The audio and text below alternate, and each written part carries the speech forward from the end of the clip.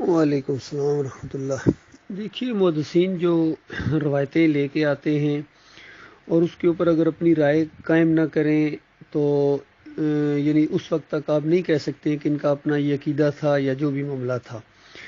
اس کی بڑی دلیل یہ ہے کہ امام بخاری رحمۃ اللہ علیہ کے استاد ابراہیم نخعی نے اپنی کسی محفل کے اندر کہا کہ دیکھیں، اہل علم لوگ ہیں، ان کے پاس ہر طرح کی روایتیں موجود ہیں، لیکن عام عوام جب ان چیزوں کو پڑھے گی تو ان کو صحیح اور غلط کے درمیان فرق نہیں ہو سکے گا۔ علماء جانتے ہیں، کاش میرے شاگردوں میں کوئی ایسا شاگرد بھی ہو جو صحیح اور غلط کو علیحدہ علیحدہ بیان کر دے تاکہ عوام کے لیے مسئلہ حل ہو جائے۔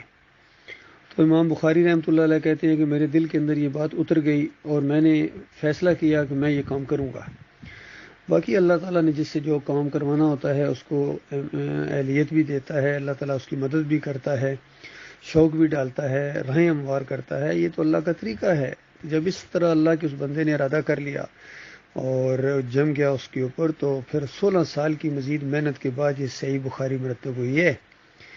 اور گویا جو دوسری کچھ روایتیں تھیں جو تاریخ صغیر یا تاریخ کبیر کے اندر وہ لائے تھے، تو اس کا مطلب ہے اگر اس کے اندر کوئی ایسی چیزیں آ گئی ہیں اور صحیح بخاری مرتب کرنے کے بعد وہ والی روایتیں وہ اس میں نہیں لائے ہیں، تو گویا یہ اعلان ہے ان کی طرف سے کہ یہ میرے معیار کے اوپر پوری نہیں اترتی ہیں۔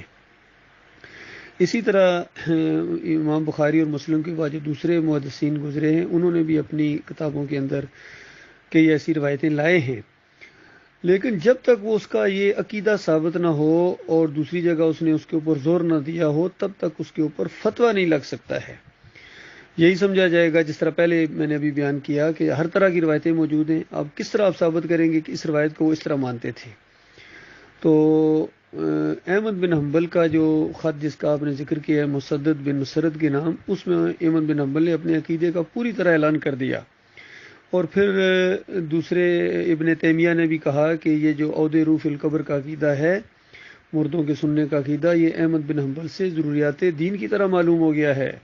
تو اس فیلڈ کے جتنے لوگ ہیں سب اسی طرف گئے ہیں، ابن قیم، ابن حجر اسقلانی اور پھر سارے مسالک کے جتنے علماء ہیں، انہوں نے اسی عقیدے کو احمد بن حنبل کے بڑے نام کی وجہ سے اپنایا ہے اور قرآن کا انکار کر کے قبر پرستی کی اس لعنت کو رواج دیا ہے اور اس کو اور زیادہ آبیاری کی ہے اس کی۔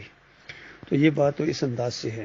باقی جو آپ نے دوسرے سوال کے اندر یہ بات کہی ہے کہ آپ نے یہ مجھے کہہ رہے ہیں آپ کہ آپ نے یہ ثابت کیا ہے کہ اس لشکر کے سالار یزید ابن معاویہ رضی اللہ تعالیٰ، تو یہ میں نے نہیں ثابت کیا ہے، یہ امام بخاری نے ثابت کیا ہے، نام لے کے اس اللہ کے بندے نے، کہ یہ جو لشکر ہے، اول جیش من امتی یغزون مدینۃ القیصر مغفور لہم۔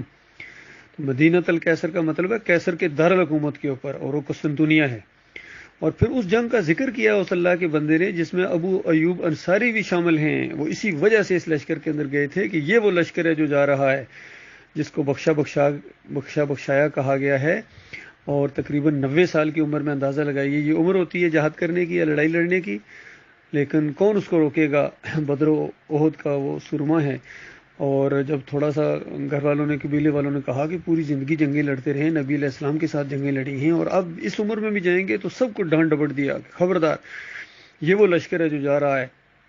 اور پھر اس کے بعد اس کے اندر ان کی وہ وفات بھی ہوئی ہے، اس کو وہاں دفن بھی کیا گیا ہے اور ساری باتیں موجود ہیں، ان کو کیسے جھٹلاؤ گے؟ اور اس لشکر کے سالار تھے یزید ابن معاویہ رضی اللہ تعالیٰ عنہ اور رحمۃ اللہ علیہ۔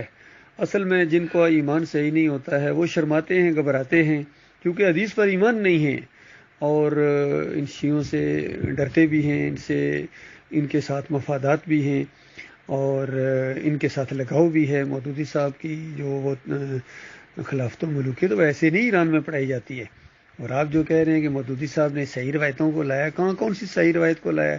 مسند احمد بن حنبل سے لائے ہیں، ابو داؤد سے لائے ہیں، دوسری چیزوں سے لائے ہیں، کہاں امام بخاری کی روایت لائے ہیں بتائیے، یا مسلم کی؟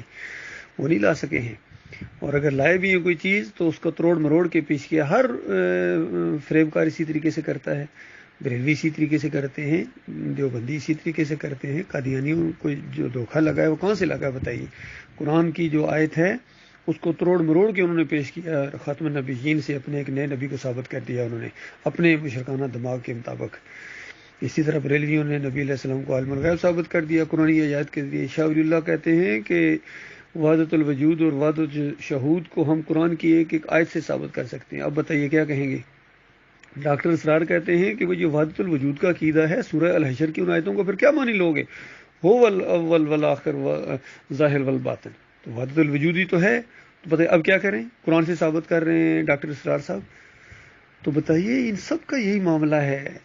باقی ابو جابر دامغانی کا جو آپ نے نام لیا، یہ طاغوت کی محبت کے اندر ڈوبا ہوا فریب کار، یہ اجرتی، یہ کفر و شرک کے رکھوالی کرنے والا، اس کی بات پیش کر رہے ہیں۔ اور اس دور میں جو موحد عالم دین گزرے ہیں انہوں نے جو تحقیق کی ہے ان کی کوئی اہمیت نہیں ہے آپ کے نزدیک؟ ڈاکٹر مسعود الدین عثمانی رحمۃ اللہ علیہ جو عالم دین ہیں، آرمی افسر بھی ہیں، بہت ہی ماڈرن علوم کے ماہر بھی ہیں اور جرت والے عالم دین گزرے ہیں، وہ دین کو اجرت کا ذریعہ نہیں انہوں نے بنایا بلکہ فتویٰ دیا ہے کہ یہ جو اجرت لیتے ہیں دین کے اوپر، نماز اذان کے اوپر اجرت لیتے ہیں اور یہ مدرسے چلاتے ہیں، یہ سارے کے سارے حرام خور اور دین بیچنے والے دکاندار ہیں۔ تو اس انداز سے دیکھیے علماء، دونوں طرف علماء موجود ہیں۔